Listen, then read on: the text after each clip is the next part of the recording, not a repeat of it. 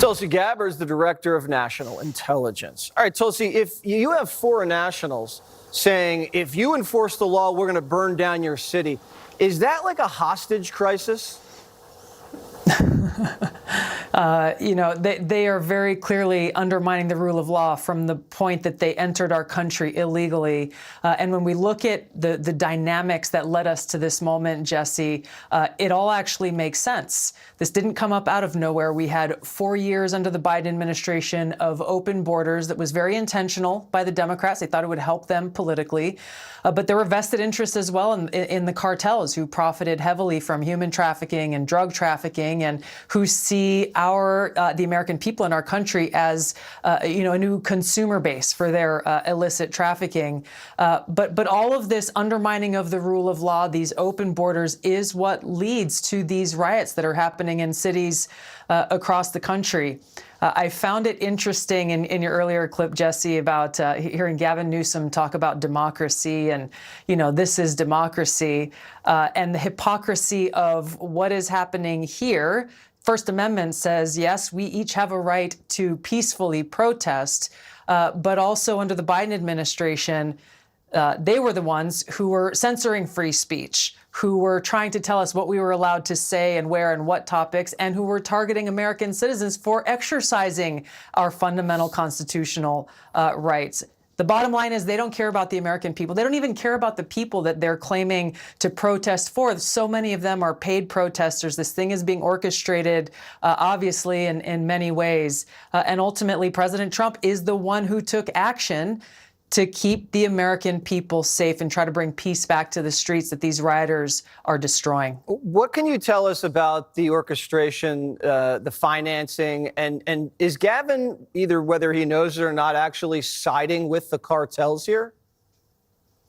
Whether he knows it or not, he is. Certainly. Again, this is something that the Department of Justice and the FBI is looking into. Who is funding these protesters? We've seen, the ads put up on Craigslist offering people thousands of dollars a week to go out and conduct these violent and dangerous riots in the streets of not only Los Angeles, but we saw earlier in Chicago and New York and other cities across the country. And ultimately, again, what the Democrats are advocating for is this continued lawlessness on our streets. And once again, insulting the intelligence of the American people, saying, don't believe what your eyes see very clearly is happening. Just listen to us when we tell you nothing to see here, just peaceful protests. The American people are not as stupid as these Democrats are trying to make us out to be.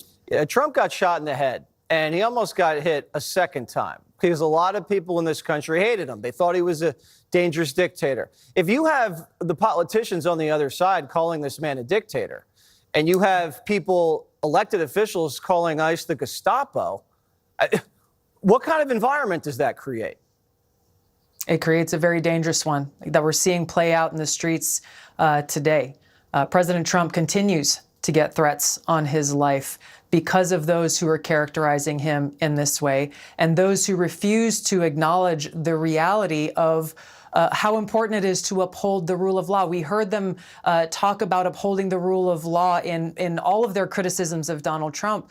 But again, you can see this contrast of their words versus their actions. They are supporting these criminals running rampant in our streets, throwing Molotov cocktails, looting businesses. Mayor Bass is talking about bringing businesses together. Why don't you help protect their ability to earn a paycheck and take care of their families? Actually support local law enforcement who are putting themselves on the line to keep our streets safe. Say thank you to the National Guard and those Marines who are helping to bring peace to our streets and uphold the very rule of law that is foundational to ensuring we are protecting our democracy.